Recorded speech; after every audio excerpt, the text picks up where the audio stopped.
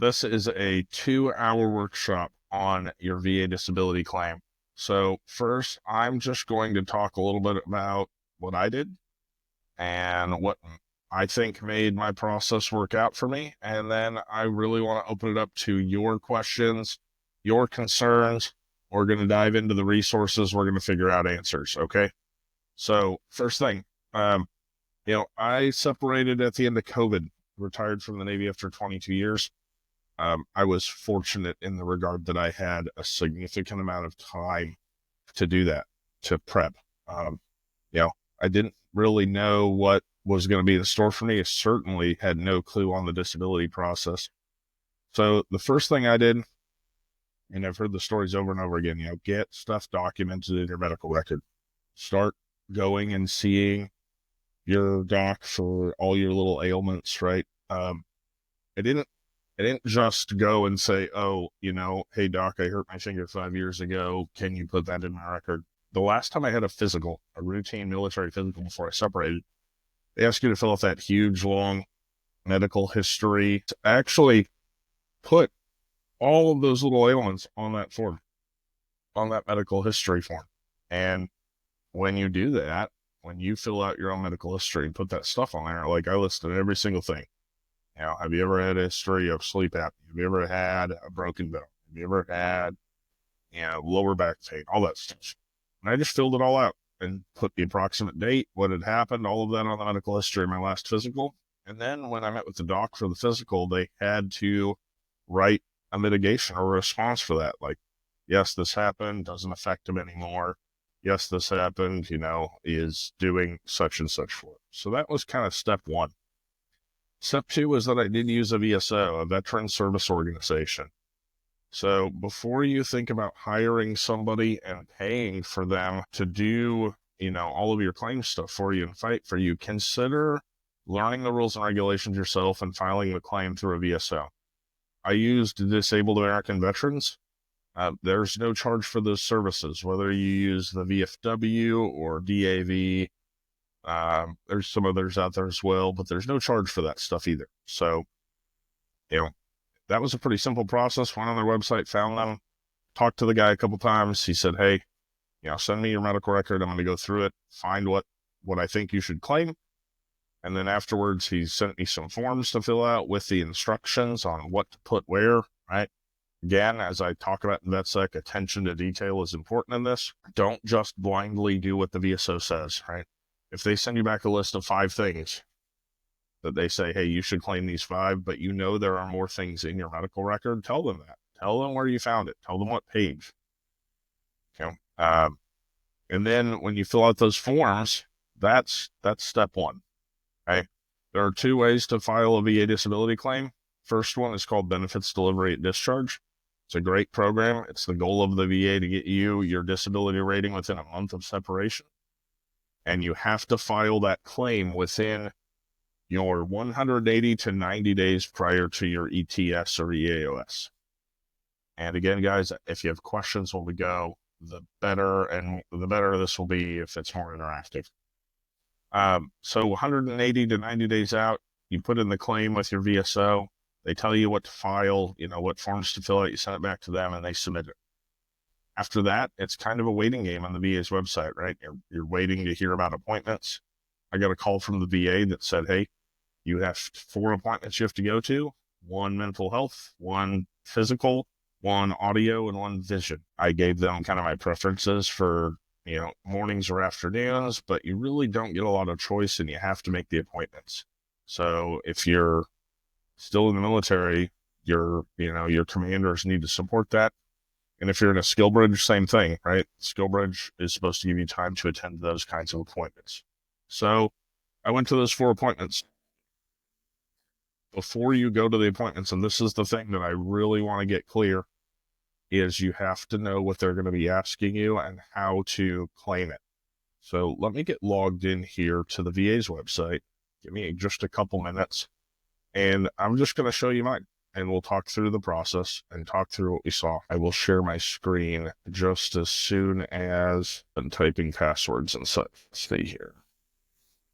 And in the meantime, while I'm getting logged in, if anybody has any questions or any stories about the disability claim process that they went through, also please share those, because I'm only one person, right? Everyone's story is going to be just a little bit different. And I really consider myself pretty fortunate. It'd be funny if I have to go through the forgot passwords stuff. Let's try this. Yeah, Michael, I think your mileage varies. I had a great experience with it. Others don't. It really kind of depends. And if I can't get logged into the VA site so you can see what this looks like, then we'll just go through a sample. Maybe. There it is. Here we go. So like some multi-factor authentication going on here. Okay, there's that. And we're getting close. This is why I booked myself 2 hours. And, some people were saying they wanted the beard, so we'll give them that back as well. Okay, now let's see if we can get in here. I am already signed in. I'm aware. Thank you, computer. Okay, so 2 things. So one, let me get my screen share up. So we'll share the entire screen. Why not? Here we go. Okay, everybody see my screen. So when you file your claim, you have access to the VA's website. From here, claims and appeals. If you click on learn how to file a claim, it walks you through it. It's really not that difficult, right? Follow the guidance from your VSO. It talks about what evidence you need, okay? You have to show that you have a condition, that it still is a condition, and that it happened or is connected to your service. And that's called Nexus in some manner. Okay, so if you don't have it in your record before you separate and then you file for it, you have to find some way to connect it back to your military service. A couple of things. If you filed while you were in and you got a compensation rating, and then there's something else that you want to file that is tied or linked to that condition that is caused by one of your covered conditions, you can file that as a secondary condition to one of the things that you already have. And once you file, like I said, they're going to schedule you for a VA claim exam, a compensation and pension exam. Okay, this is where you need to focus in on prepping for it. And they talk about, average days to make a claim, all that. The cool thing about filing a claim, if you file for a disability within 1 year of your discharge, the compensation for that will be backdated to your discharge date. If you file for benefits delivery at discharge, again, same thing. You're eligible the day you separate for that money. Doesn't matter how long it takes them to make the decision, you'll get that back pay. If you file anytime after that 1 year after discharge, then the day that you filed or put in an intent to file, which we'll talk about here in a minute, that is the day that they'll date the claim for when they finally make that decision. Might take them 6 months, 144 days here. You will get back paid to that date. Okay, this goes through, claim types, et cetera, et cetera. Let's see if I can actually get to my claims. This is going to be funny. I'm going to go through and I'm going to have trouble finding it. I thought it was under my VA. Maybe it's under my Healthy Vet. We'll check that out. Yeah, I already verified. I'm literally logged in, guys. Come on, before we get to do this again. Don't log in as me, please. Oh my God. Okay, we're not going to do that today. I love the VA sometimes. Anyways, let's try this. I love these systems so much. If not, we'll just pick a medical condition and we'll go through how I would prep for the CNP exam. I really wanted to show you mine. We'll see how this comes out. Yep. Now we get to try a different login method here.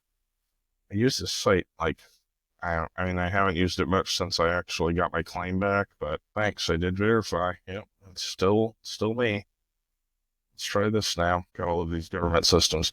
While we're trying this out, we're gonna put in another one. While we're trying this out, pick a medical condition that we would want to talk about. Anybody throw something in the chat, and we'll pull that up. I want to talk through how it's rated and what questions are going to ask you about it. Back injury and sleep apnea, great questions. Sleep apnea is, okay, here we go. Sleep apnea is one that they're proposing changes to, so that one's an important one to talk about. So Michael and Joshua and G, we'll talk about both of those things. I actually have back injury and sleep apnea. Okay, so right here, when you log into the VA, now it's under my VA and I'm actually authenticated, I guess. Under your claims, you will be able to track the claim status. Mine is closed, right? It happened. You can see, oh, we closed it, just a couple months back, March 1st. That was my EOS. Okay, don't be alarmed if it says, you're doing your exams back in January of 2024, but it says claim received March. In the future, they can't actually process you. Oh, thank you for that, Aaron. I'll check out Q&A as well. They can't actually process your claim until you're actually a veteran, in case something happens to you. I had a friend who dislocated a shoulder 3 days before his EOS. Guess what? That got added to his claim. He got a rating for it. Okay, so they won't actually do that until you're officially out. I think if I go to overview, yeah, here we go. So you're going to see a few different things, right? You're going to see initial review, claim received, evidence gathering. That's when you're in that C&P stage, and then prepping for notification, and then finally complete. Okay. Under claim letters here, let's see, I think this is the notification letter that we want to look at. We'll go ahead and pull this up as well, okay? This is what a claim letter looks like, and I don't care that you guys are seeing this. It doesn't bother me one bit. This is what a claim letter looks like, okay? A few things. They're going to tell you every condition and what the rating is, all the way down. They're going to tell you things that were denied. Check this one out. Service connection for bilateral hearing loss was denied. Guess what? I have hearing aids prescribed by the Navy, but I can't get a service connection for it because the VA's rating for hearing loss has a higher threshold than, actually requiring hearing aids. So that's fun.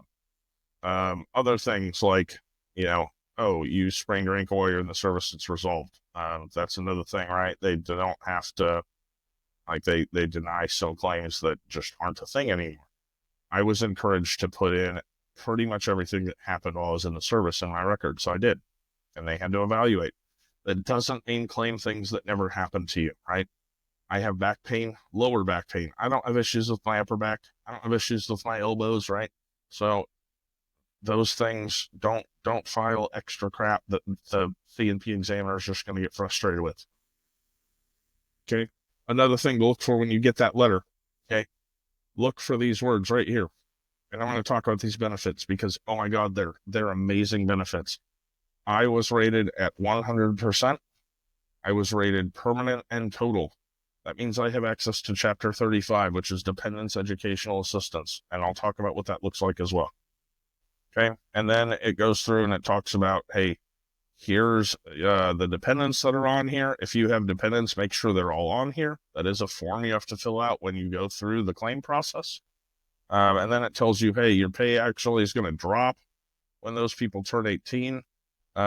You can extend that depending on if they're still your dependent beyond that, attending school, things like that. And then it tells you your monthly entitlement, right? That's no joke, guys. That's me with my wife and 3 kids. That's my monthly entitlement, tax-free from the VA. That's on top of my Navy pension. Between the two, I'm receiving almost $90,000 a year just for being a disabled veteran that's retired from the military. It's no joke. Hey, I want to get one thing across to everyone here in this room. These are benefits that are put aside for you. Don't feel bad about applying for them, right? Like, you earned these benefits. The VA wants you to file that claim. Just because you didn't go into a combat zone, that doesn't mean that you didn't earn them, right? The military worked you 24 hours a day, 7 days a week, 365 days a year. They have an agreement with you for offering to sacrifice your life in defense of our country, that they will compensate you for injuries sustained while in service. You've already earned it just by serving, so file that claim. Okay, so let's go and talk about a couple things. So I'm going to go to 2 main resources you really need to look at, okay? VA CFR 38. This is the Code of Federal Regulations, Title 38. Okay. This is one place you must look for every single thing when you're filling out your initial claim. Every single thing that you're going to file for. So this list, right? I filed for obstructive sleep apnea, bilateral pes planus with plantar fasciitis. For all of those things, you need to look in the CFR 38 for those things. Book C is the schedule for your rating disabilities. It's normally a bit easier if you just search these things than try and dig into their list here. But I believe once you get here, let's see if I can do it. Yeah, search for it here. Okay, now I'm seeing schedule ratings respiratory system. So I go to this. And of course, I want to get another link. Okay, so here we are. So this is telling you what you're going to get a rating for. What things would give you a rating? And hopefully we can find apnea. There we go. Okay, so sleep apnea has 4 different ratings. If it's asymptomatic, that means it doesn't affect you, but you do have documented sleep disorder breathing, you get service-connected 0%. That's still a good rating. That means they're going to take care of you. You can go get seen at the VA for that for the rest of your life. Okay, persistent daytime hypersomnolence. You're tired, right? You're tired all the time. 30% disability. And then requires use of a breathing assistance device such as CPAP. 50% disability. 50 is an important number, not just for a single disability, but for a combined rating. Any combined rating over 50%, and you're eligible to collect your military pension plus your disability on top of that. You're eligible for concurrent receipt of disability pay, CRDP. And then if you have to have a trach, chronic respiratory failure, this is probably a condition you don't want to be in, right? That's 100%. That is completely disabled. Okay, so VA CFR 38 for any condition. So let's look up back. So we're going to go and see if we can jump back one here, and we're going to go to back pain. See what back gets. Musculoskeletal system. Okay, so this is fun. So anytime you're looking at joints, this is going to include the spine. This is going to include your arms, wrists, fingers, feet, etc. Let's talk about painful motion, schedule ratings. All right, I have to click the other link. Okay, and now we get to dive down here. Nope, not that one. Bones and joints, tuberculosis, multi-joint arthritis, degenerative arthritis. Okay, so degenerative arthritis established by X-rays will be rated on the basis of limitation of motion. Okay, however, if you don't meet the requirements for limitation of motion, then they can give you 10% for application of each major joint or group of joints affected by limitation of motion. It must be confirmed by swelling, muscle spasms, or satisfactory evidence of painful motion. Okay, and you can get 20 or 10%. Okay, so what this is telling you is for any joint, when you go to your C&P exam, let's just say wrist, right? All of my hand. If you're saying that your right wrist is killing you, they're going to take a measuring device and hold it here against your wrist, and they're going to tell you to move your wrist as far as you can. Backwards, forward, side to side, right? They're going to measure that angle of measurement, and we can find the specific degrees of motion in here. See, this are replacements. See if we can find them. Loss of amputations some more. Shoulder and arm. Let's see if we can actually find that back. Aaron, this is for anything you're claiming. So they're going to look at your record to see if you have a diagnosis of it, and they are going to measure it no matter what. Okay, so let's get to the back if we can find it here. Wrist. I'll go to wrist because I was talking about it. Okay, so wrist, limitation of motion. Okay, I'd have to look up what dorsa and palmar flexion mean. But less than 15 degrees. Okay, so if I'm looking at my wrist here, well, that's 45, right? 15 is like I can't move it past like that. Okay, and that's only 10%, right? When I was getting out of the military, I thought my knees were going to be the thing that got me all of the disability that I was putting in for. If I go down here, I can probably find those as well. There's your fingers. Here's your spine. So, Michael, we're talking about spinal pain, right? Ankylosis means the entire spine's frozen. You can't move it. Okay, and then here's the thoracolumbar spine, so that's part of the spine. Cervical spine, that's your neck. Okay, so Here, they're going to ask you to bend different parts of your body, and they're going to ask you to bend as far as you can. Okay. The thing to think about for the C&P exam is you bend until it hurts. You do not push through pain. Okay, so think about that when you're making these motions. And if you go into the doctor's office and you say, I can't bend over at all, when they have you stand up and ask you to bend over, but then 10 minutes later, you're sitting there and you're retying your shoes, bending over, they're going to know you're full of crap, right? So think about this. Unfortunately, joint pain, it doesn't matter. I have 2 bulging discs in my lower spine. It causes back pain constantly, but if I remember right, my claim letter, 20%. All right, intervertebral disc syndrome, lumbar spine, 20%. That's what I got. Okay, and that was purely based on this. That was, not that one, this tab. That was purely based on this, right? Forward flexion of the lumbar spine greater than 30, but not greater than 60. Okay, I could not bend more than 60 degrees without pain, so I stopped before I got 60 degrees. Okay, I'm not telling you to cheat the system. I'm telling you to understand what these requirements are and know where about you get pain on your worst day and stop when you get pain. Okay? So that's one thing to look at is the CFRs. This tells you exactly how every single thing is rated.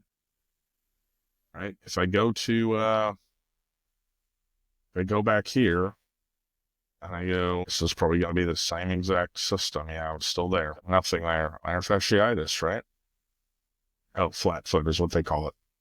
Okay, so plantar fasciitis. Yeah, if you can't use the foot, 40%. No relief from treatments, both feet, 30%. Yeah, I'm happy to throw a here. There you go. Okay, so this is where you look to find what those ratings could be. This is where you can start thinking, okay, for every condition, this is what I'm looking at. Okay, some things to note. You see here, we have flat feet. We also have plantar fasciitis. If you look at my claim letter, they combine the 2. They are allowed to do that. And here you can see that I use the DAB. Okay, they can do that. They're allowed to do that. So just keep those things in mind. Okay, we talked about sleep apnea. We talked about back pain.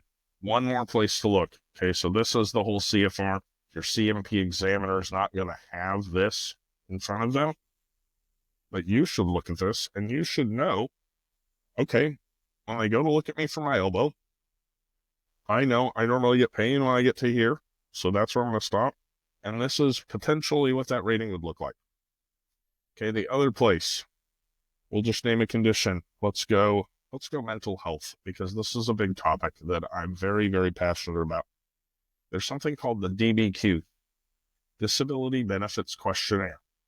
This form is what your doctor is going to have when they do the C&P exam. They will have one of these forms for every condition you apply for. This is what they have to fill out. And I will show you one of mine. Okay, so for mental health, this is the form. This is the questions that the C&P examiner will ask you. This is the other thing for every condition you're filing for that you should be looking at. Some of this is very self-explanatory, right? Are they completing it at the request of the veteran, at the request of a third party? You know, are they a VA healthcare provider? How are they doing the exam? Does the veteran know, or have they ever been diagnosed with a mental disorder? Yes or no, and what's the code? This ICD code? Yeah, Jonathan, I actually didn't get this document sent to me at all. The DBQ in my benefits delivery discharge, this was something that the VA C&P examiner had when I showed up to my appointment, and this is what they filled out as they asked me questions. Okay, the ICD code, if we go back, that's this right here, that's this number. I did use the DAB, yep, absolutely. Right, there's a separate one for eating disorders, there's a separate one for PTSD. The thing to understand about mental health is it's all lumped together. You may have multiple diagnoses, and that's where you'd have different ICD codes right here, right? Here they want to know if you've had anything in the past and what those are. And then here is what do you have currently and what is the code for that and what are their comments. So they have room for multiple. Okay, and then let's go to mental health, because this is so important to me. I want you to understand how that's rated out. Sure. PTSD. Whoops, that is not, I did not want to click that. Yeah, so your annual PHA, that's another place that you can put down all of the things that are affecting you. This might be diagnosis of mental disorder, schedule ratings. Here we go. Okay, so let's chat about this for a minute. Okay, so schedule ratings for mental disorders. Again, all of this is going to get combined. They have specifics to look at for if you meet the diagnoses of these things, PTSD, anxiety disorders, right? Neurocognitive due to traumatic brain injuries, right? All sorts of things. So they have to look to see if you meet the requirements of these different codes. But you might have depression and anxiety. So you might have those two ICD codes. All right, are we back in business? Give me a shout out if you can still hear me now. Okay, cool. Sorry about that. Had to change batteries. Been listening to the conference all day. Anyways, so yeah, you might have multiple ICD codes here. Okay. This is what you need to pay attention to, though, if you're looking at mental health. Okay. It's a very fine line in the disabilities, right? So, yeah, a mental condition has a diagnosis, but it doesn't affect you, where you don't have to have continuous medication. It's service-connected 0. That means if it gets worse, it's still they're going to take care of you. Okay. Now what's 10%? Oh, mild symptoms or transient symptoms that come and go, which make you less efficient at work and affect your ability to perform work tasks only during periods of significant stress, or your symptoms are just completely controlled by taking medication. Okay, 10%. Great. Okay, now we get into more, granular things here. So these both say occupational and social impairment. So now it's not just affecting your work life, it's affecting your social life. Occasional, so this is something to think about, occasional decrease in work efficiency and intermittent periods of inability to perform occupational tasks. Although you're generally okay with routine behavior, self-care, and conversations, normal. Symptoms could be depressed mood, anxiety, suspiciousness, panic attacks, weekly or less. Chronic sleep impairment, mild memory loss, and that's 30. Then we get up to 50. So now it's not occasional anymore. You do have reduced reliability and productivity due to such symptoms as panic attacks more than once a week, difficulty in understanding complex commands, impairment of both short and long-term memory, right? Like forgetting to do things. Man, I don't know anybody that has that happen to them. Impaired judgment, impaired abstract thinking, disturbances of motivation and mood. Do you have any trouble establishing effective work and social relationships? Man, I would say that last one, almost every veteran is affected by, right? And then you get even higher. Near continuous panic, okay? Affecting the ability to function independently. Okay, so let's talk about those as we go up. So these are what they look at. They verify you have diagnoses here, and then they look at this when they recommend the rating, and there's a separate one for eating disorders.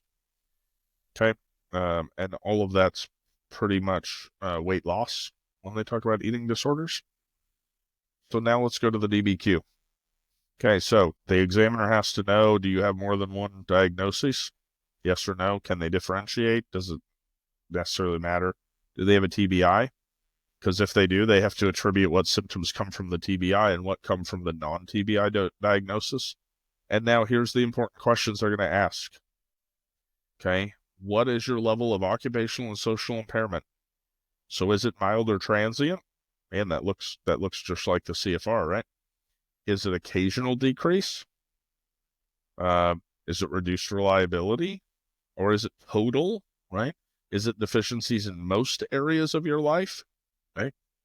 And then they have to attribute each one to a diagnosis if they can. They have to list what records they reviewed, what history, right? This is all going to be about how they talk, how you talk. And then here's your symptoms. What are they? Depressed mood, anxiety, panic attacks, remember, weekly or less often or more than once a week. They're going to ask you how often that happens to you. Be honest. Near continuous, is it? Do you have mild memory loss? And they're going to take all of those things that they interviewed you about and asked you about, suicidal ideations, and take everything here and they're going to go back to the CFR. The rater will, not the examiner. The examiner just has this, right? But they're going to ask you these questions, and then the rater is going to take that form in your medical records, and they're going to go back to right in the right section again, this one, mental disorders, right? They're going to go back to this, and they're going to say, well, does he fit this one, or does he fit this one? Or is he down here, he or she? Which one is it? And they're going to put you in a spot. And if they give you a 30 and you really thought you were going to be a 50 because, well, maybe you do have panic attacks more than once a week, then that's when you will get the letter that tells you they rated you at 30, and here's why. And if you want to file for a higher level review, then you know exactly what you need to meet to get that higher percentage. Okay, does that make sense to everybody? Any questions about that? Okay, the last thing I want to talk about specifically here with the DBQ and for mental health is this one right here. Is the veteran capable of managing his or her financial affairs? Okay, again, I'm telling everyone here, be honest with, what is your life like? What is your worst day like? If they check no to this, then they may appoint somebody to handle your finances for you. And this is where, if you're approaching that 70, 100%, right, total impairment, can't perform activities of daily living, persistent danger of hurting themselves, right? You don't even know the names of your close relatives, right? Those are the times when they're going to look at appointing somebody to manage your affairs, okay? So that is what that means. And then finally, they'll sign date. Okay, let's take a look at a couple others. So DBQ, sleep apnea, and I'll jump over to the Q&A in just a second. So here we go. Always from the va.gov site. Okay, so the sleep apnea one, same thing at the top. Typically it'll be, they reviewed my records, patient says that they've been on a CPAP for this long, blah, blah, blah. Okay, same thing. Do they have sleep apnea, yes or no? What is it? What kind? We already looked at those ratings, right? What is the medical history? Here's the 50% one right here. Does the veteran require use of a breathing assistance device such as a CPAP machine? Yes or no? If that's yes, you're 50%. Right? They also obviously need to fill out the other things. Do I have persistent daytime hypersomnolence? Right? Yes, I'm tired. If I have my CPAP, I'm not, right? Any other physical findings, any other surgeries that could be contributing, et cetera, right? Has a sleep study been performed? Well, you probably don't have a CPAP unless it has. So that's probably a yes, date, whatever, right? That is the form, okay? Now, how do you get these forms? You can ask your VSO when they're done and see if they can get them for you. I'll tell you they're not supposed to give them to you, but you can do that. Tomorrow I'm going to talk about the power of FOIA. You can FOIA request your DBQs to see exactly what was written. There's one other place I do want to show, though. We'll see if I can fight the system again. This system's going away, but for right now, right, they even talk about it being decommissioned, 1 April 2025. But if you can log in here to TRICARE Online, whoops, that is not what I want to do. Back, log in. Try that again, continue. Okay, if you go into TRICARE Online, you can go to your health record. Again, this system is going to go away. Still says my health facility is the clinic that I used to go to before I retired. The system is not being updated with that kind of stuff anymore. They're migrating it all into MHS Genesis. But if you go into TRICARE Online, patient portal, go to your health record, you can download the filled out and completed DBQs. And I'll show you what one looks like. Because I saved them all somewhere. Oh, that was my proof of sleep apnea. Let's see. Well, here, this actually loaded, so I'll just download one again. All right, medication, immunizations, blah, blah, blah, document. It says, doesn't even say what they are. But if I come over here to documents, I should be able to. Yep, I understand. Those are my documents. Here we go, right? DBQ, let's just go ahead and do the back one. We have this file. There we go. Okay, here's the DBQ that was filled out for my back. Yep, it's part of a CNP. was done by in-person exam with records. They looked at the VAE folder that they sent. Chronic low back pain. Yep. Right. Here's all my issues, blah, blah, blah. Oh, yeah, degenerative arthritis. Here's the codes, the ICD codes. Intervertebral disc syndrome. There's the code. And if y'all can still hear me, please drop something in the chat. You just have all gone quiet on me for about 10 minutes. I just want to make sure I'm still getting through. Cool. Thanks, Aaron. Right lower extremity, radiculopathy, right? They are going to go through the history. Here's where we look at the ratings, right? Do they report flare-ups of the spine? What does it look like? Do they report loss of functional loss of the joint, right? And then, like I said, joints, it's all about that range of motion. So they do a range of motion measurement, and if it's normal, then you're not getting much. If it isn't, then they document that, right? And for me, here I said, yeah, I thought it was functional loss, yes, but the range of motion said it's not a functional loss. I can move enough, right? So then they give you the measurement, and it looks like I was 60 degrees measurement forward flexion. If noted on the exam, which ones were painful, right? Passive range of motion, same kind of thing. And then, yeah, is there any evidence of anything else? Could you do it at least 3 times? Are you being examined immediately after, going running or whatever? Right? And here again, from repeated use, here is the final measurements. And then that is purely what is looked at for those joint pain things. Right? So that's what a DBQ looks like, completely filled out. Again, the 2 key things in this whole workshop I want to get across to everybody: look at CFR's Title 38 and look at the DBQ for every single condition. And then finally, right, trust but verify with the VSO. They're going to go through your medical record. Guess what? They don't know you. You know you. My medical record was almost 1,000 pages that I sent over to them. They came back with 23 different things that they felt like I should claim. Funny thing, I was like, yeah, that all makes sense, right? Here's the list. Actually, one of these things wasn't even mine.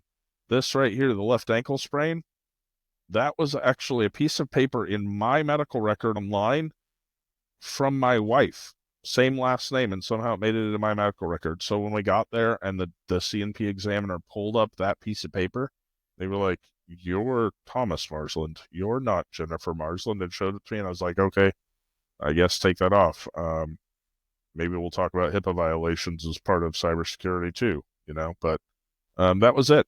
Those were the things, right? Look at the CFRs, look at the DBQ, and validate that everything your VSO told you to claim is in the claim, right?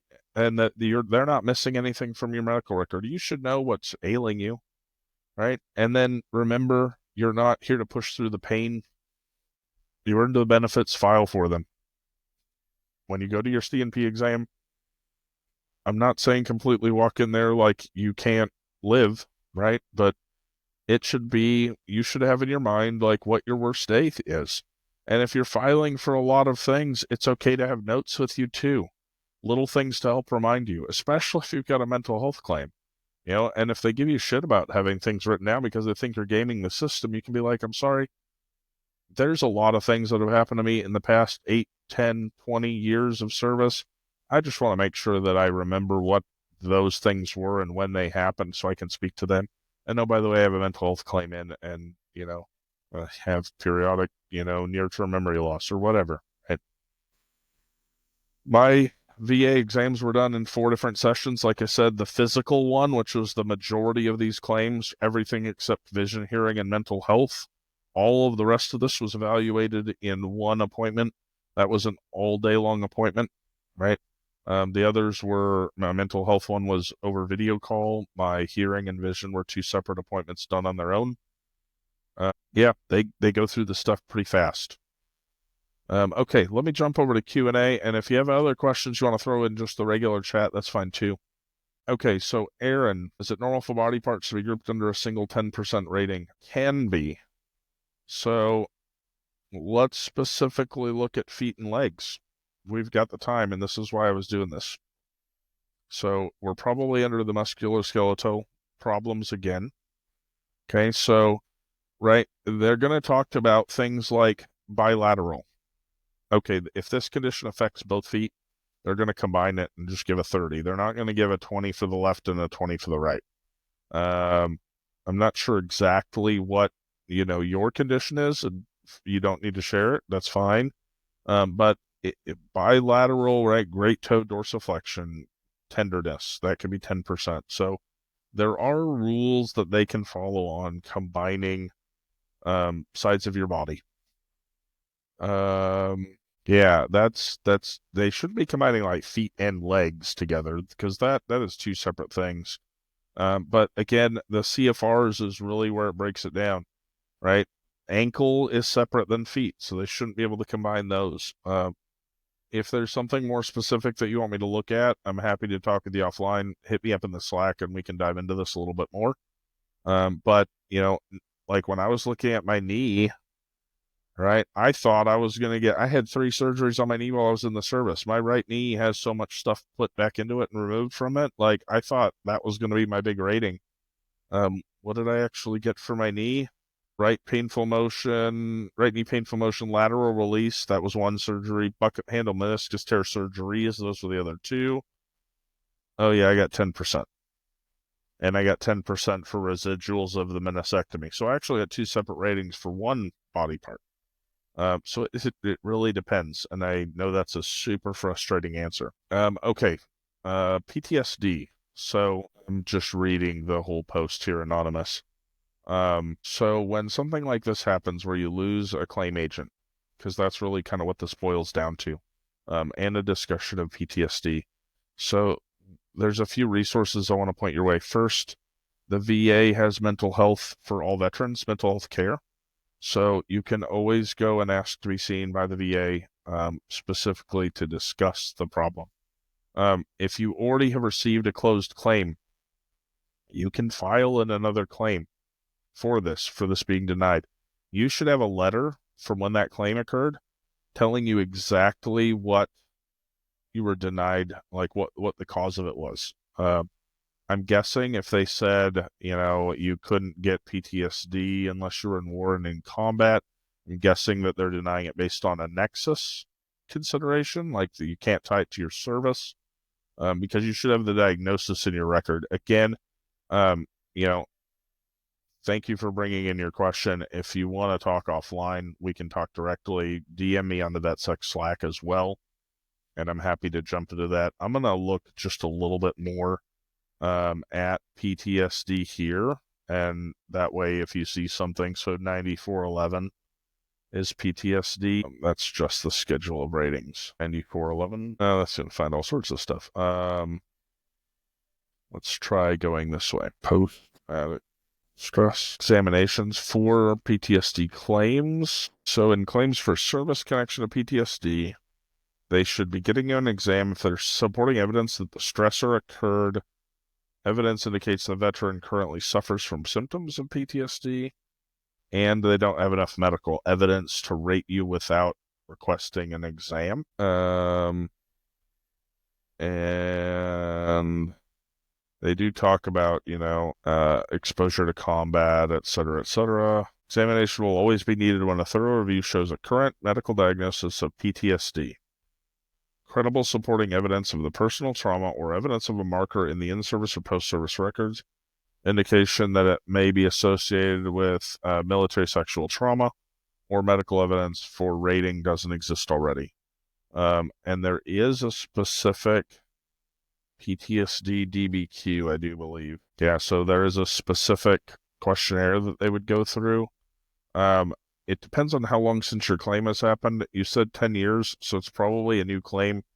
I don't think you can file a higher level review of the denial. Take a look and see if you can or not. And I can help with that as well. I'm happy to. But same thing, right? It says, what is the impairment from none to 100%? Can they differentiate it out? Was it caused by a TBI, et cetera, et cetera? Here are the PTSD diagnostic criteria. So you had to have directly experienced a traumatic event, and that has to be death, serious injury, or sexual violation. Either directly experiencing or witnessing it happen to someone else, or learning that it happened to someone that you were close with, right? This doesn't apply to exposure through movies, pictures, unless it's work-related. You also have to have current distressing memories, distressing dreams, or flashbacks, things like that. And then you have to have shown evidence that you're trying to avoid those stimuli that trigger that. Negative alterations in mood because of it. And so I'm not sure if you have to meet all of the criteria in here. I didn't go through the PTSD diagnosis. I was actually diagnosed after my service C&P exams by therapists I see on the outside for PTSD myself.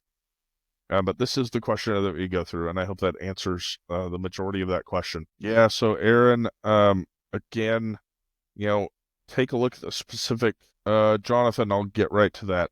Aaron, so, take a look at the specific condition they rated you for, because there are multiple ratings for feet. And, there are bilateral items under feet ratings.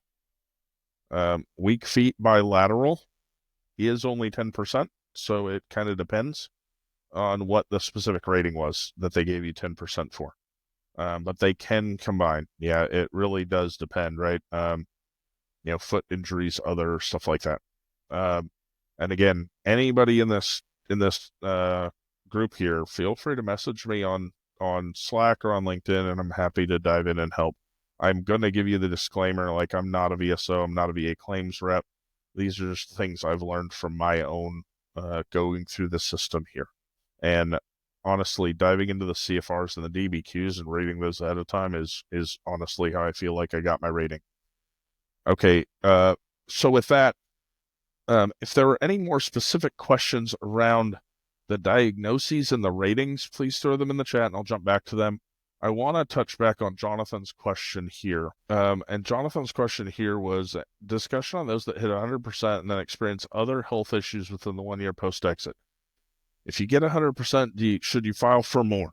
So let me talk about my thoughts on that. And I want to find something really quick in the VetSec Slack, if I can, that's going to help explain some of this. And says it's pinned in our VA and benefits channel. Let me see if I can find it. That's not it. Where is it? Let me see if I can find it. VA benefit chart percent. Dang it. Okay. Well, I'll keep looking for it as we're chatting here. So the first thing, does everybody understand, or are there any questions about how the percentages add up? If there are questions on that, throw it in the chat and I'll go through it. It's not difficult, but it's not intuitive either. Where is that chart? If I can't find the chart, I'll just directly kind of answer the question of my thoughts here. Act now, I think, posted. Here we go. Okay, so let's see if we can blow this up. Okay, so there we go. Whoa, now I just want to scroll. Okay, there we go. Okay, so Michael, so let's talk about the math. Let's do that first. Okay, so 10 plus 10 does not equal 20. So the first thing is they're going to round up to the nearest percentage. So the nearest 10%. So if you're at 16, you're going to get the benefits of being 20% disabled. That's one thing that's good to know. Second thing, though, is the math. So the way they look at it is you are, until you're rated, you are 100% of a human being. And then they're going to have all these ratings, right? So you got 30% for mental health, you got 50% for sleep apnea, you got 10% for the knee, you got 20% for the foot, right? Let's just take those. So let's see. We said we got 50 for sleep, right? We got 50 for sleep apnea, we got 30 for mental health, we got 10% for the knee, we got 20% for the foot. Let's just say that's it. Okay, those are your ratings. The first thing they're going to do is say, well, okay, you're 100% of a human being now, and they're going to start with your highest rating. 50% for sleep apnea. Okay, so 100 minus 50, you are 50% disabled. And there is, so here's your 50% rating, and you are 50% of a human left.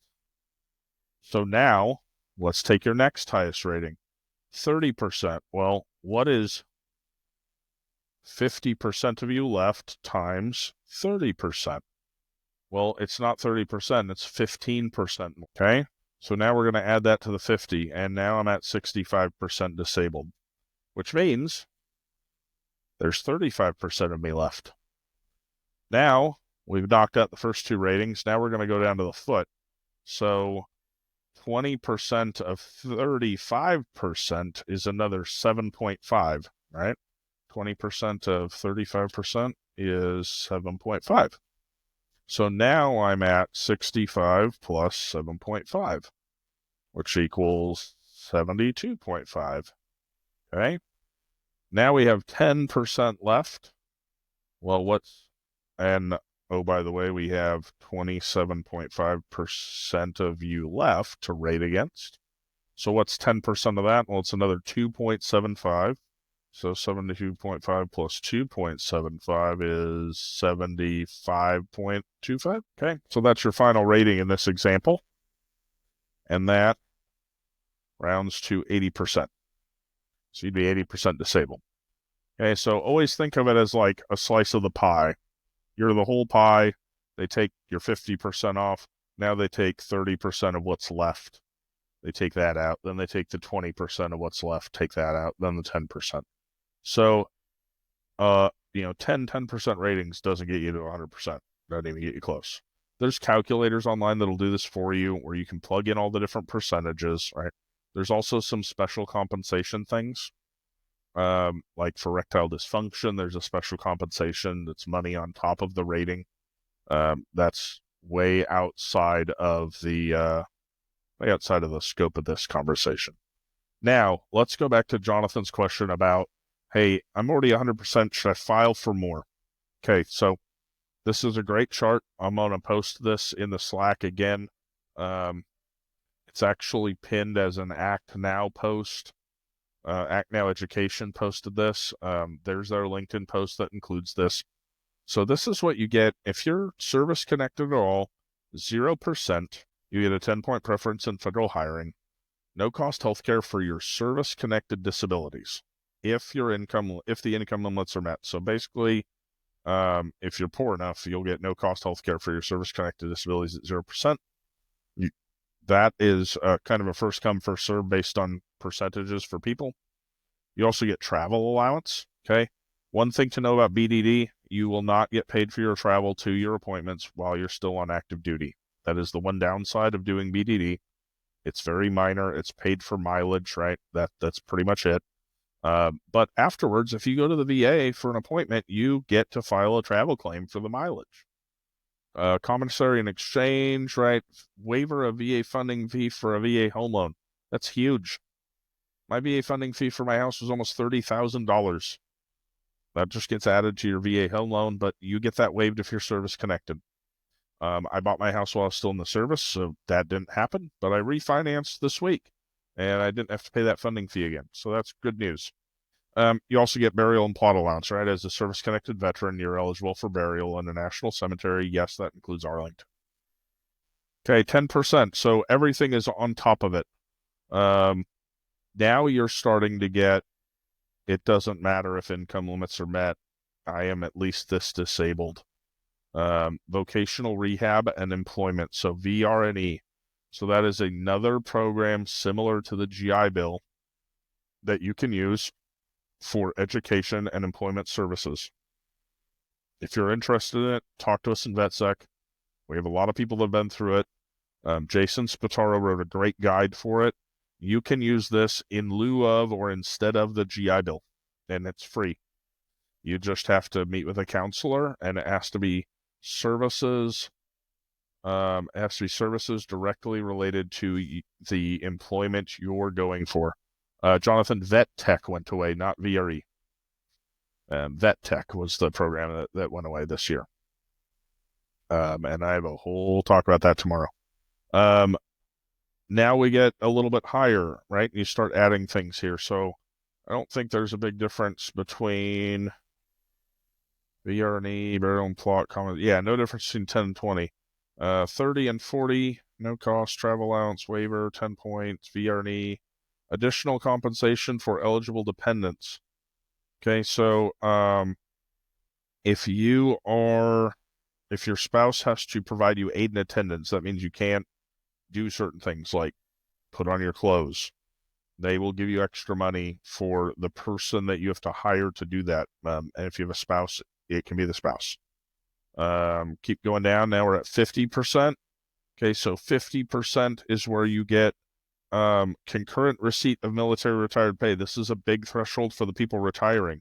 Once you get over 50%, instead of getting a tax write-off from your military pay in the amount of your VA disability, you just get a second check. So 50% is where you get 2 checks if you're retiring. You get the pension check from the military plus the VA disability check. Other than that, that's pretty much it there. Now we get up a little higher, 60 to 90. You have the ability to, this is for people that are pretty hurt. You can ask for individual unemployability. So when you're above 60%, they assume that there's a chance that your conditions make it to where you can't hold a job. If you file for individual unemployability, that means that they will start paying you at the 100% disability rating, even if you're only 60%, but it also means that there's an income limit on what you can earn. And it pretty much is to the point you can't really work, about $13,000 a year. So it's not very high. But that is an option for people who truly can't work to get extra pay, right? Dependents, educational assistance, again, you must be permanently considered unemployable for that, and I'll talk about that in a little bit. CHAMP VA, so CHAMP VA is the civilian health and medical program run by the VA. That is something that you can sign up for insurance for your family if they are not eligible for TRICARE specifically. So retirees, CHAMP VA doesn't apply to you. Get TRICARE for your family, see the VA for yourself. And then if you're unemployable, you can also get dental care as part of this. Okay, now 100%. Oh, and sorry, you saw it 50%. No cost healthcare and prescription meds. It doesn't say for service-connected disabilities anymore. You can go get seen for anything at the VA once you're 50% or higher. It can be your entire medical coverage. That's fine. And I'll talk about some things that the VA offers to help with the commute and all that too. 100%, that's where you get no cost dental care, period. You also can get a disabled veteran ID card directly, and then 100% with an additional separate 60%. So that's an extra pay for statutory housebound. So let's say you add up your first 10 disabilities and you get to 100%. Then look at the ones that are left, which are probably the lower ones, because it goes in order of highest to lowest, right, when they're calculating that percentage. But if the rest of those add up to another 60% following the VA math, so just assume you're a second person now, you start at that 100% again and you get a separate 60, then there's an additional pay on top of that. So now talking about, sorry, people just coming in the house. So now talking about, should I bother filing if I'm still 100%? I would say if you think that the other items that you would file for are going to be things that will never get better in your life, it might bump you from just 100% to 100% permanent and total, TNT. Yep, exactly, Jonathan. And then I would say those might be worth filing for. The thing I'll say is anytime you file a claim, they get to look at your whole record again. They get to evaluate your whole body again. So if there are things that have gotten better, there's always the chance for it to go down. Now, permanent and total is a great benefit to get. Obviously, it sucks for you. I'd rather not get the pay and just be feeling great. But if you're permanent and total, that means that there aren't going to be any more routine evaluations of your record. So the only way that you go down from permanent and total is if you committed fraud, and they find out about that, obviously. Which, again, be honest in your examinations, don't commit fraud. But once you're permanent and total, this is where I want to jump to the other benefit. And if people still have questions, throw them in. But I'm just going to keep talking through some of the benefits that I was able to gain access to. So no matter what, when you're a veteran, you get benefits from the VA. We already know about this, right? All the things that I'm talking about here. You also get benefits from the state. So when you get a service-connected disability, go look at the state benefits as well, because they vary by state, and some of them are amazing, some of them are meh, okay. Let's talk about dependence education assistance a little bit for those of you that have kids or are thinking about it. So that's called Chapter 35. Getting the additional 60% is just if your percentages add up to that. It can be an additional pay above 100% P&T pay. That wouldn't be another evaluation necessarily if you already had those disabilities that add up to that. If you didn't and you're filing for more things, then yeah, it would be an additional evaluation. It's purely about, if I go back to my claim letter, right, it's purely about how all these add up. So I have 250s. So, I'm happy to do the math here on mine and just walk through it with you. So mine are 50, 50, 30, 50, 50, 30, 20, 20, 10, 10, 10, let's see, 10, 10, 10, 3 more 10s, another 10, 10, 10, 10, 10, 5 more 10s, 6 more 10s, 10, 10, 10, and 10, 10. Okay, so here there's 50% left of me and my rating's 50%. Here there's 25% left of me and my rating's 75%. Here there's, it's another 7.5 of that. So that puts me at 82.5%, which means there's 17.5 of me left, right? And I'm still not at 100%, so I got to keep going with the VA math here, right? So now another 20% of that. What's 1.75 times 2? That's 3.5. So now we're at 86%, which means there's 14% of me left. Another 20%. This is 2.8. So now I'm at 88.8, and there's 11.2% of me left, right? And now, right, the 10s. So it's pretty hard to get that additional 60%, because now I'm only going to get 1.12 here, right? And that's going to be 89.92. Yeah. And then that's going to be, right, 10.08, right? And then here basically I'm at 90. So now this is only 1 more percent. So now I'm at basically 91. And there's 9% of me left, which means this one's only 0.9, right? And they keep adding up, and luckily I have enough 10s that get me just above 95%, so it rounds to 100. So you have to have a bunch of the higher ratings, really, Royden, to get to that additional 60. Okay, so Chapter 35, let's go there, and then let's talk state benefits. And then we've still got 45 minutes, so I'll keep bouncing here between the Q&A and the chat. Again, if you have more questions, drop them in. So Chapter 35, yeah, this is an amazing benefit. I have 4 dependents. One of them is using it right now. So this is Survivors and Dependents Educational Assistance. Okay, so if you are veteran or service member who has died, captured, missing, or is permanently and totally disabled. And the way to know if you've gotten this, again, is to unhide that nice browse. Where'd it go? That's not it. I don't know what just pinged on me. Something just pinged on me. Where'd it go? Where'd that window? Nope. Maybe I closed it. Anyways, everyone can show me how to get that document that has all the breakdowns? Yeah, absolutely. I'll show you how to get back to that as well. So again, DEA, permanently and totally disabled, that's probably the one. Other ways, veterans died, service members died, service members missing in action, POW, in the hospital for service-connected permanent total, right? for this one, I'm going to assume that most of you are becoming eligible for benefits after August of 2023, but if you became eligible for benefits before that, if you were permanent total before that, then you have to be 18 years old or have completed high school. And if you became eligible or turned 18 on or after, then you can be any age.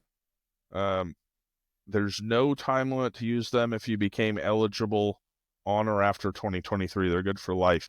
Generally, though, if you became eligible, so if you became permanent and total before August of 2023, your dependents only have 8 years to use them, and that's before they turn 26. And then, yeah, it changes if you became eligible when you were between those ages, et cetera, et cetera.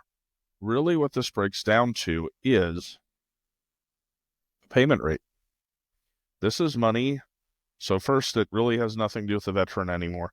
The dependent has to file. All they need is your name and social security number, and it's a benefit for that dependent. It's based on them going to school, so it's based on the type of education and how many courses. The full rate, if they're full-time, every dependent of yours, dollars for each full month they're full-time. Okay, this is 36 months of benefits for them, 3 years. Non-college degree programs, trades and vocational schools, full-time enrollment, same thing. That's just cash money. It doesn't go to the school, it goes to them. $1,536 a month. Right, and as Jonathan said, this doesn't touch the GI Bill. This is a fantastic benefit. Like, think about how life-changing that is, right? Like, I have 3 kids here at home. I have a daughter that we adopted who's already out of the house, older. I transferred a year of my GI Bill to each of my 3 younger children because my daughter had separate benefits from being in the foster system. And I was thinking, okay, they each get 1 year of college and then they're going to take out loans if they need to. Well, guess what? This is their housing during that time, right? So this is a fantastic benefit, and this is 3 years. Like, it's a fantastic benefit, and this is at the federal level for being permanent and totally disabled. Okay, so that's one. Now, let me see if I can find that window. I really didn't think I closed it. If not, I can play the game of the VA website. I have a lot of stuff open, so just bear with me for a second. I'll show you how to get back to that claim. Nope, I'm obviously not signed in on that page. Nope, that's not it. So this letter. Yeah, they can also apply to FAFSA as well. Get a Pell Grant, that's another thing. So this letter here is your claim letter when you are signed in on the VA's website, which, of course, it bumped me back out. Let's sign back in. So sign in on the VA's website. I'm using DS Logon. They're slowly switching to ID Me and a couple others. Gotta love the corporate takeover here. Of course, we're going to need a code, and this is the ID Me code. So I'll show you exactly how to get to it. So sign into va.gov, and I'm under My VA, and then you have claims and appeals, review details, okay, and then get your claim letters. Once you click that, you're looking for the notification letter itself. Okay, so March 7th, I don't even remember what this one looks like. So this was actually the claim information where they were requesting my active duty service record, showing my discharge as an E9 from the military, combat zone, all that stuff. So this was just an information report that they got. Sounds like you found it. So yeah, this is the letter. Now this letter can be a little confusing, right? This was also mailed to you when you got your claim adjudicated. The thing you're looking for, again, right here, it doesn't say permanent total. So you're like, well, do I know? This is what you're looking for. Basic eligibility for dependent educational assistance. Okay, now, for the people that filed, Aaron, the 10% on your feet, or anonymous, right, where you said that something was denied. I have things that were denied here. So I want to scroll down and show you what those things look like. So it's going to go through. First, if you don't agree, here's what you can do. All right, you can file a supplemental claim. You can ask for a higher level review, or you can appeal to the board of veterans. Right, start with a higher level review. You can't request a higher level review of a higher level review. That's where you go to the board. Okay, but let's scroll down here a little bit more, maybe a lot more.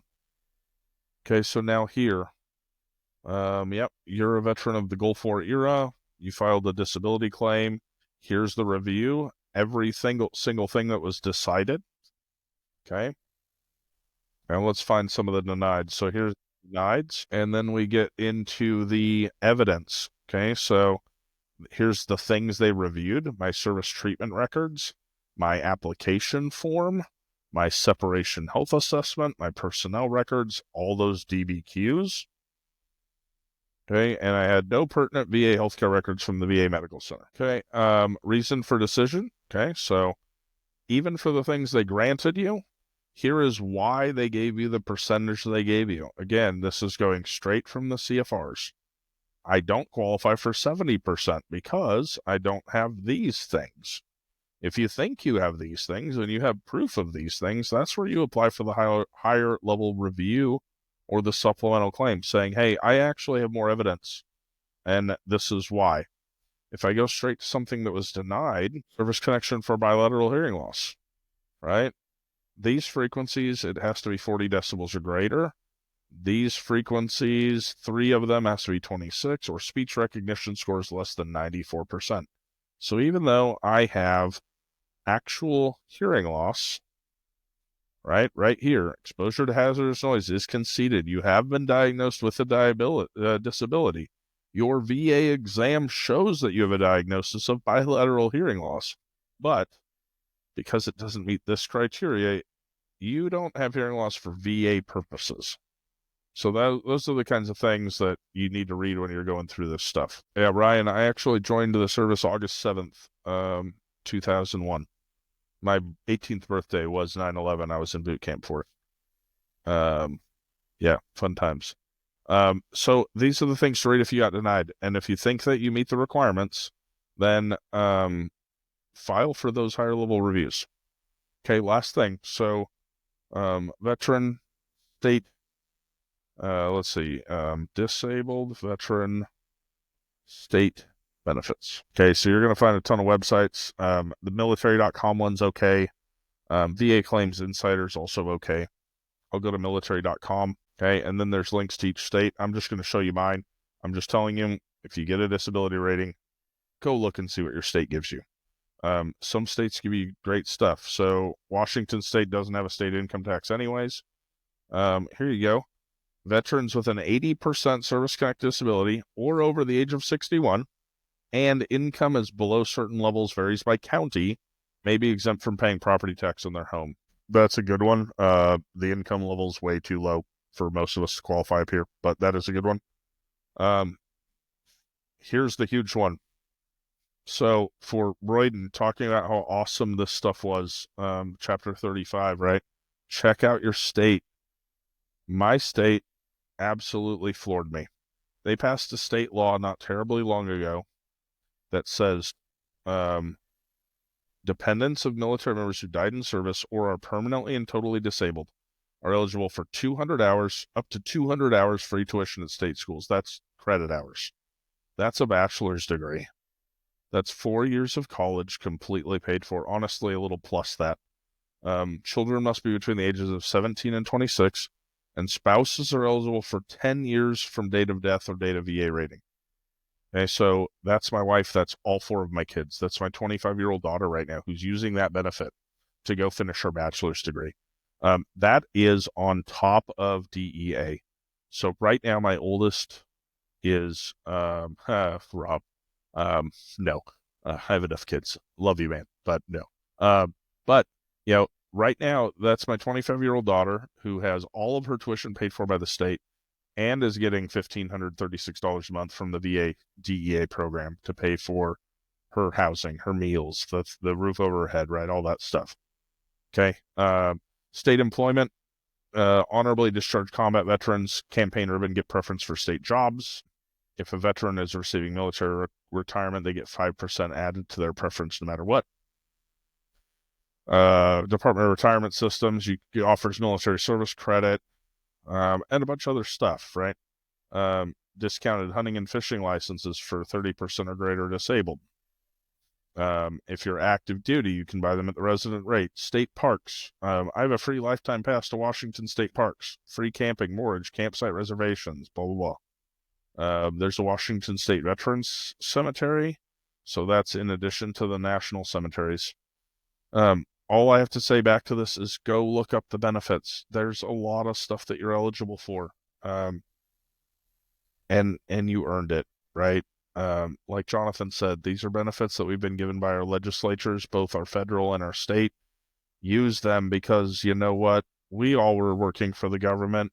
How many times have you all been told in September, hey, you better spend money and help use up the budget because if not, the budget for our command's going to go down next year? I know I was told that numerous times. It's probably not different here. Okay, so please take advantage of everything you've been given. So I'm going to open the floor again to more questions. What things would you like me to spend the last 30 minutes diving in on? If not, we can always end early, but there's a lot here to explore. The VA, it isn't just those benefits that you can get from the VA. There's a lot more, right? The PACT Act just extended presumed eligibility. Royden, once this talk is done, within the next couple weeks, we're going to be taking all of these, doing a little bit of editing and cleanup, and we're going to put all of these things on YouTube. And I'm happy to share all of the links that I used in this presentation in the description of that YouTube as well. Also today, this recording will also be on the left-hand side of your tab where it says replay. A little bit later today, we're going to turn on replay for it once the video processes, and then you can watch it in the Ring Central platform anytime you want. You'll always be able to log back in and check that out. But all of these things will be on our YouTube channel as well. But, the big things, ECFR Title 38, the VA DBQ for your conditions, state benefits for disabled veterans, and Chapter 35 for permanent and total. Okay, those are the big things to stay abreast of. The last thing I want to talk about a little bit is community care. So, and as people drop more questions, please throw them in the chat. So, I'm giving a whole talk on mental health tomorrow. Mental health is something that's very near and dear to my heart. I want to talk about the importance of getting access to mental health care. I think it's extremely important. I think mental health care is physical health care. They're one and the same. I think when you go for a physical, you should also talk to a therapist. That's my personal opinion. The VA has a program called community care. So this is mainly for VA clinics that don't have the right type of provider to see you or where you're driving too far. This is something that you would ask your primary care provider at the VA for. I asked mine specifically for mental health care because I didn't want to drive an hour into Seattle to go try and talk to someone in some sterile room at a VA hospital. VA community care, they have providers that do all sorts of things. They have providers that do acupuncture, massage, mental health, pretty much anything. If there is a need that you have, ask your VA primary care manager. And if you don't have one, go sign up for VA healthcare. Okay, so once you get into the system, you can go over to My Health eVet. Okay, this is where you can handle all this stuff, right? I can go to my inbox and message my primary care provider. I can schedule appointments. I can refill my meds. They mail my meds right to me. If you have sleep apnea while you're in the service, sign up for VA healthcare, get a primary care manager and tell them, and they'll refer you over to the sleep clinic at the VA. And all they need is the serial number from your CPAP machine. They'll register it and they can start sending you supplies. Same thing. This is it right here. And I can order my CPAP supplies. So everything gets mailed. My first appointment with my VA PCM, I pretty much said, here's my conditions. And this was after I got my rating. I said, here's all my conditions. Here's the medications I was prescribed while I was in the service. I need prescriptions from you for those. because I'm not in the service anymore. And oh, by the way, for sleep apnea, I need to get my CPAP registered. For my hearing aids, I need to get those, the supplies for those working. For mental health care, I want to see community care for these things where they can send me to see a doctor out in town. And for all these conditions, you need to show that you're seeking medical care and attention for them. So I was already seeing somebody for the issues with my foot. So I asked to see a podiatrist, and they set up specialty care appointments. Going back to community care, if they approve you for community care, which they likely will, because there's too many veterans and not enough providers, that's where you get to go on and you get to find a provider that's going to help you. So, if you're seeing somebody, I'll just use my zip code, and you're looking for a community provider in the VA's network, and then you can search for an available service. So let's say, massage therapist. Let's say, hey, I have a lot of lower back pain. I want to see a massage therapist. Well, guess what? Here you go. There are, multiple right here, within a few miles of where I live. I actually live right by this little lake here. There are 3 providers right there that close. So if your PCM agrees that your condition or conditions warrant massage therapy, then they can put you in for community care, and you can make an appointment with any of those providers. Now, I will say the system isn't the best. Some of these providers may not be in this database anymore. There might be ones that are community care providers that aren't listed here. So the first thing they tell you is look them up in this system, call them, see if they're taking patients. And then if they are, there are different facets of TRICARE or different other insurance companies that manage the community care referral process. So the VA refers you to community care, and the way it works here is I got called by TriWest, and they said, hey, we received a referral for community care. Here's the providers in your area. And then I said, okay, mine was for therapy, mental health therapy, so I wanted to find somebody that I would want to go see. So I said, hey, well, I already went on the VA's website, and I found this provider, and I called them, and we had a great conversation, and they're accepting new patients, and I want to use them. And then they sent the referral over to that person, and then I'm seeing that person out in town. VA community care is good for a year. After that point, if you still have the condition, you have the provider you're seeing message the VA, and they get a new referral, and you keep seeing them. It's a great benefit as well from the VA. Again, the caveat is the caveat's getting your provider to put you in for it. Okay. Trying to think of what else we might want to go through. There are a ton of things, guys, so much. So, take the time and go on the VA's website. The other thing that I want to say, if you haven't filed yet, if you're in the service and you haven't filed yet, or you're out and you haven't filed yet, go consider getting a term life insurance policy before you file, right? Especially if you don't have all those conditions rated as percentages yet. You could get a term policy, 30 years, however much coverage you think you need for you and your family if something, God forbid, was to happen to you. Go get a term life policy, again, before you file, because they're going to look at your medical records when you do. And if they see that you're 100% disabled, your monthly is going to be through the roof as compared to before you filed. The other thing I want to talk about, so dependent indemnity.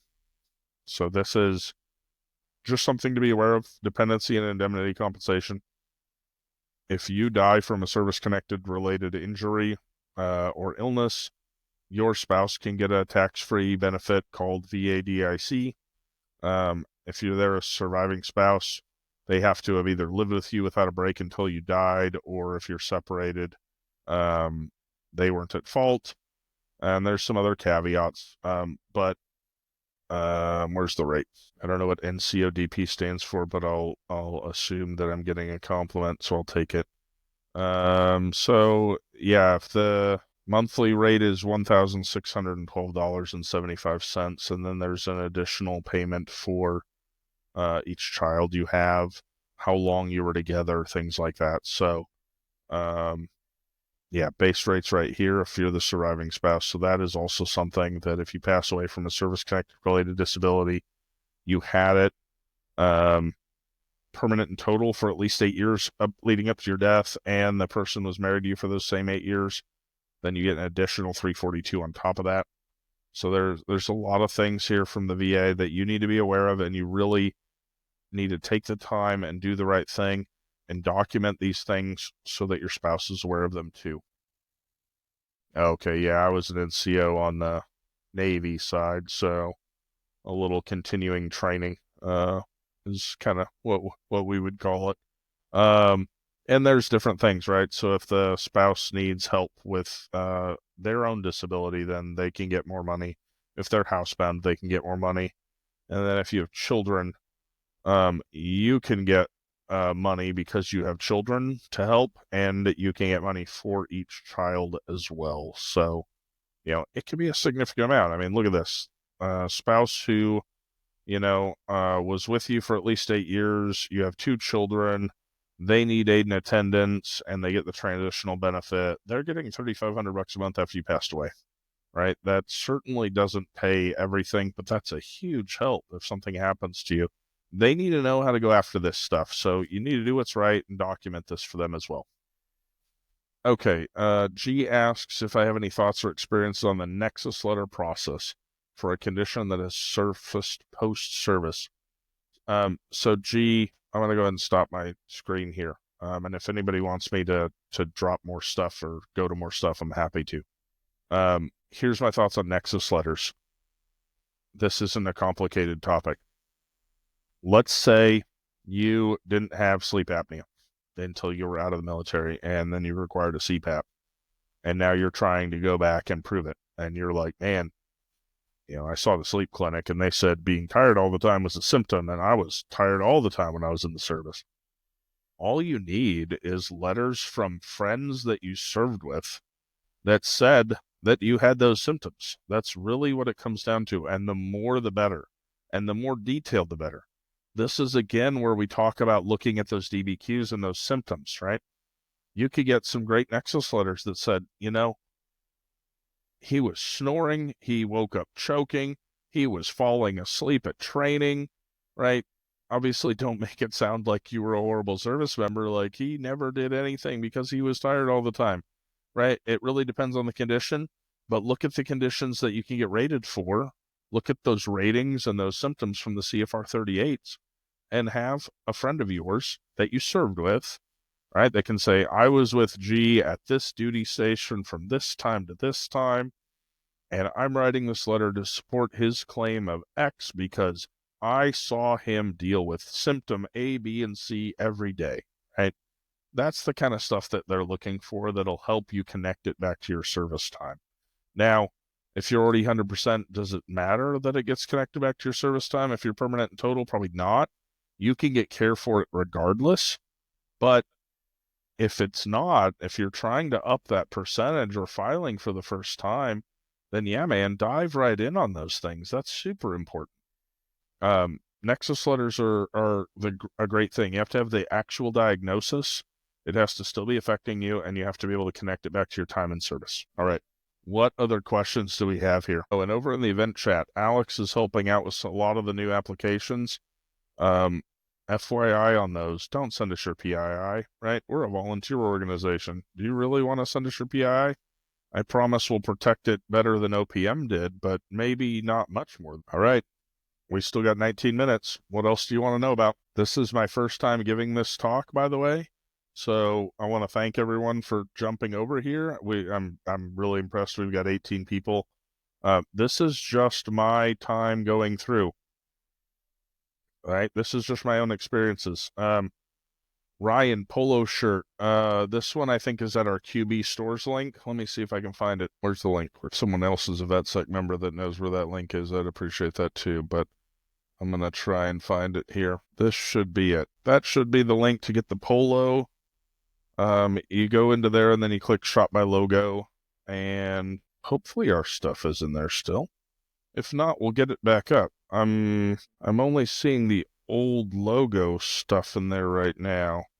So let me do some digging in on that. I'll be honest, the polos aren't super cheap. Part-time National Guard. The only thing that's different for you is that the condition has to have developed while you were. Could be wrong on this. I'm not 100% sure, but it has to be something that can be connected to the service time. I don't know if that means that it has to have been something that can be tied to those weekends, or if it's something that has to be tied to those 2 weeks a year kind of thing. That's reservists. Sorry, I'm not terribly as familiar there, but you're still certainly eligible for VA benefits. Yeah, then you count. Being injured in the field completely 100% counts. You're no different than any other veteran in that regard. Right now on QB stores, they do have a discount. It looks like they're offering 30% off right now. I'm trying to find, yeah, if our new logo's not up there, we'll get it back up. I'm not seeing it right now for some reason. But we do have links to our stores in the Slack. It's the vetsec.qbstores.com. And then there is one other one. Honestly, this is something that I could use advice from you guys on. If you guys find a good drop ship kind of store that we can order stuff from, as a volunteer organization, we really hate having to have stuff mailed to us and keep stock.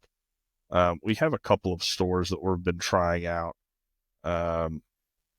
That's another one there is Spreadshirt. And again, I need to get on my team because I'm not seeing the new logo stuff, but we'll get that up and share that out. My contact information, absolutely. First of all, join VetSec, and you can message me right in Slack anytime. But there's my LinkedIn for anybody that would like to connect with me as well. And if you have questions and you want to ask me that way outside of VetSec, you can do that too. I can't talk about the org enough. 7,500 plus veterans, all here, all happy to give advice, all happy to help as much as they can. Great organization, not just saying that because I'm helping run it. I wouldn't be in the job I'm at without VetSec today. One of our other organizers, Michael Smith, gave a workshop yesterday, right? He is literally the reason I have the job I have. Like, it was networking with him. That is where I'm at today. And I've been doing that job for over 2 years now and absolutely love it. A lot of hard work, but love the job. All right. Well, in lieu of any other questions, we can go ahead and end. Again, thank you so much for everybody that tuned in today. I really appreciate you letting me take the time. I really hope this was helpful. I hope that we broke down, everything from the VA math to the potential federal and state benefits that you could get access to on the outside. Remember, use a VSO, go through the record yourself and make sure you double check them on what conditions they're telling you to apply for. Don't apply for frivolous things. Before you go to your CNP exam, look at Chapter 38, look at the DBQs, be prepared to answer those questions, take some notes. And then when you go to that CNP exam, remember, it's not your best day. It's your worst day, right? It's you demonstrate to them how you feel on your worst day, because you have those bad days from time to time, and that is the baseline that you deserve to be compensated for. All right. With that, I'm going to call it. Thank you so much, everybody, for tuning in. Again, we have a bunch more talks tomorrow. Thanks for jumping in here on a Friday with us. We try and split it from Friday to Saturday so that we can hit those active duty members that can't just get the day off for this. So we'll get this talk recorded and up on our YouTube as well. And I will see all of you tomorrow. Thanks again.